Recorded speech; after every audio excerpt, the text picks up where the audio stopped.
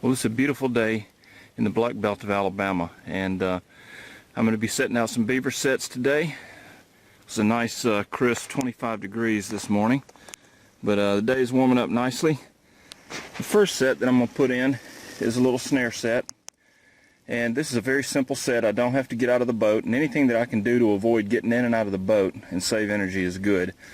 I've got my fiberglass fence pole. That's a 4-foot pole right there, and that's shoved into the mud. I've got my number 9 wire, and that's supporting my snare. I've added a little bit of fencing on each side, and then I've smeared a little lure underneath the bottom of that log, and then I've left the lure stick sitting on top. And that beaver will know exactly where that scent is coming from, and hopefully he'll swim directly under it and right into the snare.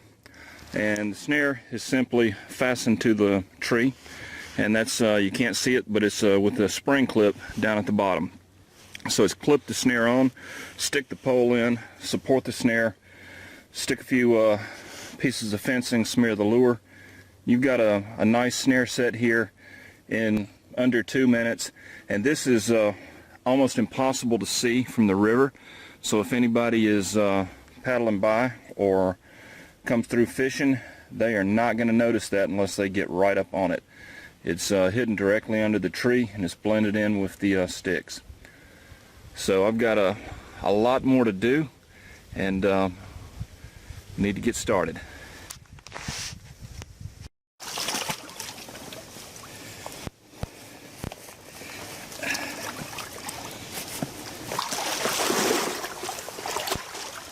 Alright, first thing I'm going to do is I'm going to take my snare, uncoil it,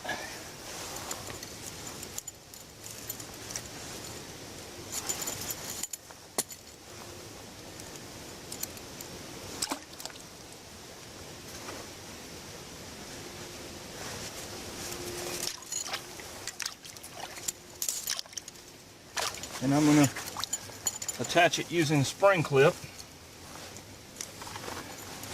around the tree. At that point, the snare is secure. It's not going anywhere. Now the next thing I'm going to do is I'm going to add a little bit of fencing to guide him a little bit.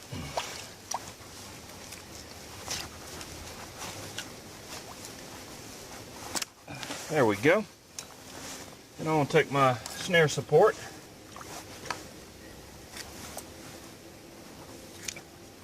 stick that in the ground,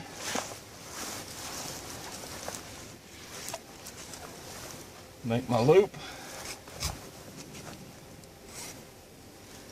That looks to be about right. Take my plastic support collar right here, stick it on the number 9 wire, and adjust that loop right there. Now let's take a little lure, and on this one I'm using some Sweetwater flattail. Right there.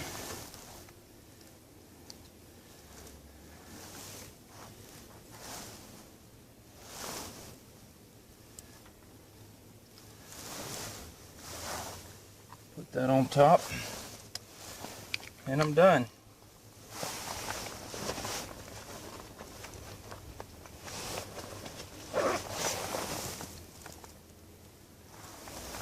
Here, let's take a look at a few more sets. Now this is an abandoned beaver den. It's pretty washed out. There was no fresh sign. There's a lot of coons been up in it. Hopefully I can avoid those, but it's a pretty simple set. You can see the bait stick in the back, and on that I've got some of Clint Locklear's Delta Red. Let me give that a try. And you can see that I've slicked up a path with the dark mud so they can see that from a distance, and then I blocked it down a little bit and hung a snare right there. Now right over here on the other entrance I've got a 220 guarding that hole, and a little bit further down the trench I have another snare set. Now on this snare right there, there was nothing to tie off on, So I've got this connected to an earth anchor, and I use my fiberglass pole to push the earth anchor down into the mud, get that good and deep, and that way I don't have to carry a separate driver. I'm using the same snare support pole as my driver for the earth anchors, and you can see I also have a spring clip on it as well, so I can clip off to a tree or push it down into the mud. I've got a 6-foot extension cable on every snare. I like to get them away from the catch site and give them plenty of room to run around and tear up. And that's the way I do all my snares. So when I grab a snare, all I have to do is uncoil it and I'm ready to go. The extension cable, the earth anchor, and the spring clip are all attached and ready to go. Okay, we've got a caster mound that the beavers have built, and you can see I've put fresh mud on top. That's the black mud. And this is a good lesson about how a beaver approaches a caster mound. They don't always come straight up. You can see off to the side there's a trail, and then off to the other side there's a trail. And the beaver, depending upon which direction he's coming from, upstream or downstream, will sort of angle into it. And a lot of times when you have a set that's directly in front, you're catching them when they're leaving. And so that's what I'm doing here is I've got a double snare set. I've got one there, and I've got one there. And the idea is if he approaches from this side, I can catch him when he's coming in. And if I miss him or he knocks the snare down when he goes to leave, I'll catch him in the one straight away. So that's the plan, at least. We'll see how that works out. But you can see I've got 3 snares within 6 feet of each other. One in an abandoned den entrance with some lure thrown up in there on a stick. I've relured the caster mound, and I've got a double snare set in front of that. Well, it's been a long day, and it was a long drive down here, and I've been setting most of the afternoon.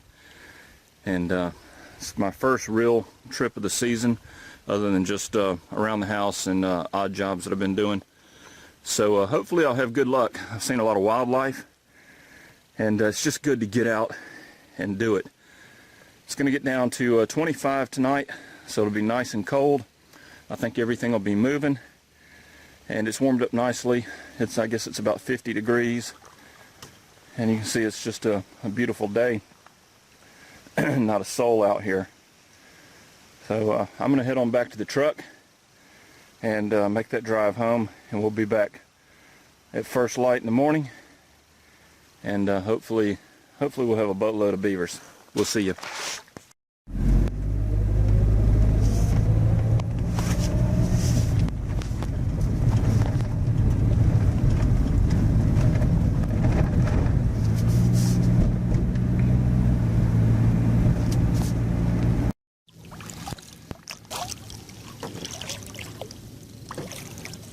Well, I've checked a couple of sets so far without any luck, which is really disappointing. I thought I would have started catching right away with as much sign as I had out here. But you never know, and the day is still young. There's a lot of river ahead of us, and it is a beautiful day. It's a great day to be alive. It's a great day to be in the woods, and happens to be my birthday today. And this is a great way to spend the day that you were born, because this is what I was born to do. I love it. Even if I don't catch anything, I just love being out here. So let's paddle on down and see what's around the next bend. And here we have another empty set. I've had a couple of sets that were snares were pulled down, and most of them have been completely empty, completely untouched. I have no idea what's going on. I don't know if I screwed things up, or if with this freakish sudden cold weather, if it's just got things shut down. I really don't know, but we'll keep checking.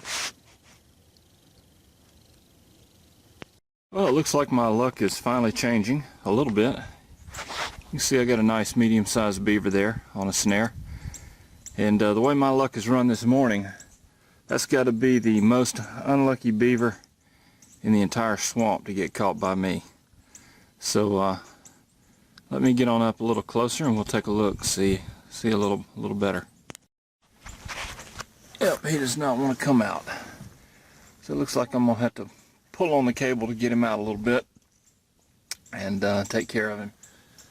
And my other set right over here, as you can see, has been pulled down.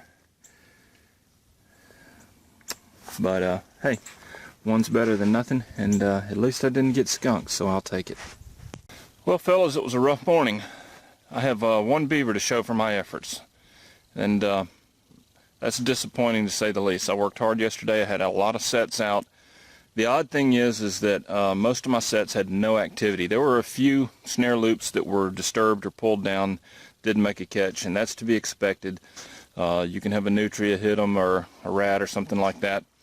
But most of them just had no activity whatsoever, and I don't know if it was this sudden cold snap that has things messed up, or if it was just plain old bad luck. But anyway, the black belt beavers definitely lived up to their name. Not only were we in the black belt, but they used their black belt skills to avoid getting caught. So the good news is I've got a little bit of meat I'll eat good tonight. Skinning will be easy, and there will be plenty left out here for next time. So let's head on back to the boat ramp and get everything cleaned up and packed away. And we'll look forward to giving it another try soon. Thanks for coming along.